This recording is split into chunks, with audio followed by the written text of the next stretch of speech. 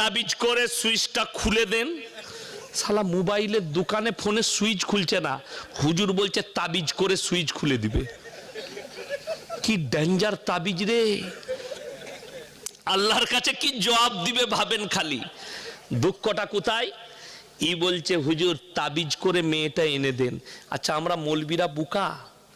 তাবিজে যদি মেয়ে চলে আসে তাহলে আমরা মৌলবীরা তো কাকে খালি খুঁজতাম? বাপের একটা বিটি বড় লোককে আছে, মা তাবিজ আর টেনেলে বড় লোকের জামাই, ইমামতি করা লাগবে না, শ্বশুরের পয়সাই খাবো। বুঝতে পারেননি? বড় কষ্ট। এইটা যদি বুঝে যান তাবিজ আপনাকে আর ব্যবহার করতে হবে না। ভরসা কার উপরে? আল্লাহর উপরে। কারোবার, ব্যবসা, বাণিজ্য সবকিছু আল্লাহর উপরে। আর সব থেকে পৃথিবীর মূর্খ ব্যক্তি তারা যারা আল্লাহর কাছে সম্পদের দোয়া চায়। আল্লাহ মাল দাও, আল্লাহ দৌলত দাও, তার থেকে বড় মূর্খ কেউ নাই। কেন?